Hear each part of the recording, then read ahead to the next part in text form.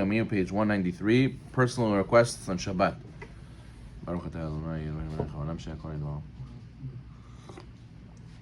So do you mind getting me a spoon? Thank you so much.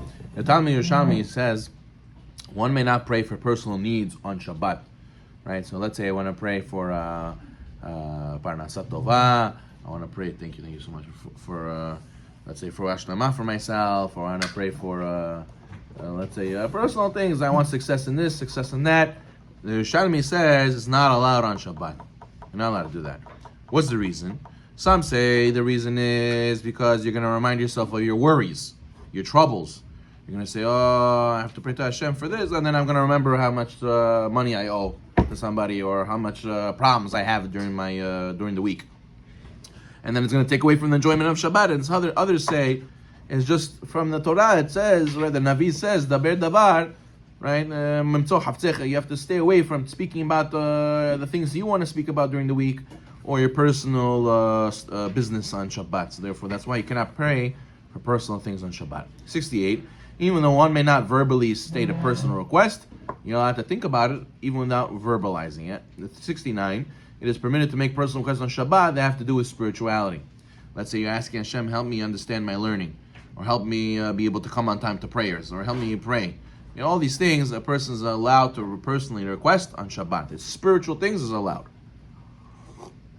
70. Even though one may not request his own personal request on Shabbat, tefillah, they have a set nusach, are allowed to say. So let's say, Yirason, the Birkat Shahar, Yirason, right? There's Yirason. I should not come to a test. I should not come to a disgrace. All those things, those are in the Siddur, you're allowed to say. You're allowed to say Yirason before and after Parshat Tamid, Elokai Nesur, Baruch Shemeh.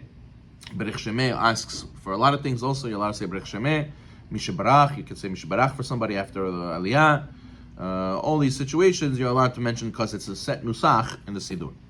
Okay. Let's say a person wants to say Parshat Aman, right? The Parsha of the man that fell in the desert. And that's a Sgula for Parnasat Tova. You're allowed to say Parshat Aman on Shabbat. 77. It is permitted to pray on Shabbat for someone who's in mortal danger. Right? Someone's dangerously ill, you're allowed to say Tehillim for him and pray for him. 78. The Chachamim prohibited reading certain reading materials on Shabbat. Some say it's because you have to act differently on Shabbat. And some say it's because you might come to write and erase what's written. So you have to know there's certain things you're allowed to read on Shabbat, certain things you're not allowed to read on Shabbat. Okay. 80. Reading material that may not be read on Shabbat is let's say bills. You want to see how much Con Edison was. You can't read a bill on Shabbat. You want to see your bank statement. Let's say you're an architect. You want to open the blueprints and look at the blueprints on Shabbat. That's not allowed. Let's say B, reviewing a guest list on Shabbat in order how many portions of food are needed. You can't look at a guest list on Shabbat. C, this is a big one. This is a big problem. A lot of the Parsha papers, people give Parsha papers out on Shabbat to read the Torah. And they have what? They have advertisements over there, right? You're not allowed to read prices of items in storefronts. You can't read advertisements on Shabbat, or to read about the stock market in the newspaper. You can't read newspaper on Shabbat that has these things. So, but you want sponsors, you want sponsors for the Parsha paper. That's good, fine, and they want to put their name over there. But you, as a consumer, have to not look at it. You can't look at it. It could be on the paper, but you're not allowed to look at it, right? It's allowed to be given out. It's just maybe at least they should put over there Halacha. You're not allowed to read this on Shabbat. This part, the section about the advertisement. Okay, fine. D, reading a caption of a picture that explains what the picture is about, even if it's a painted picture on the wall. Let's say, right, the picture has an explanation on the bottom of what this picture is. This is Napoleon in this date fighting against, that's also a sort to read on Shabbat. Then reading a bus schedule, history books, and their wars may not be read on Shabbat. Reading a book that teaches you how to drive. H, which is the big one. A lot of people are in college, and they need to study. They have big tests, finals, and whatnot.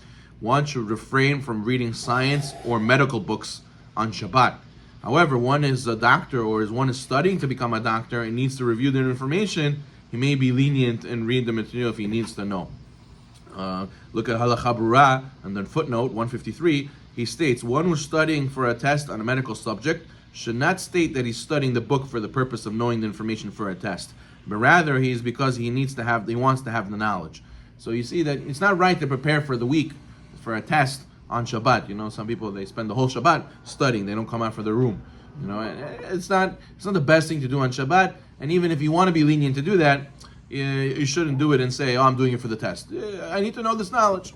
Okay. J. It is preferable not to be stringent and not to read cookbooks on Shabbat. Someone who enjoys reading it, even if he doesn't intend to use the information, it will be allowed. K. One should preferably not read signs that informs people about who passed away, because this will cause a person anguish on Shabbat. If it's given out on Shabbat, people should not read it on Shabbat, because then it's going to cause them tzar. Tzar on Shabbat, not allowed. What else? So Rabbi, you said all these things are not allowed to be read. So what is allowed to be read? What can we read already on Shabbat? We can't read anything? Okay, let's start reading things that you're allowed to read on Shabbat. Okay. Weekly newsletters that have advertisements on them are allowed to be read, the Divrei Torah, but one may not read the advertisement. Okay, newsletters that are sent from the school to the parents in order to update them on the education their children is allowed. You're allowed to read signs about a new Torah class or about mitzvah-related things. Let's say somebody's selling matzot, someone's selling lulav and etrog. You're allowed to read those signs on Shabbat because it's mitzvah-related, right? The mitzvot that are for gathering, to learn Torah or to do mitzvot. For business, advertising for business for mitzvot, that's still not allowed. If you're going to get together to do a mitzvah, that's allowed to put a sign. But to sell mitzvot, no. Let's say a Mazal Tov section, you're allowed to give words of blessing to people who had a Mazal Tov. Let's say one person wants to read the newspaper. Yeah, someone wants to read the newspaper. If there's a need to do so on Shabbat, let's say it's a time of war, and they need to know if there's danger or not, he's allowed to read the newspaper for that reason. You're allowed to read street signs. You're allowed to read the name of a store.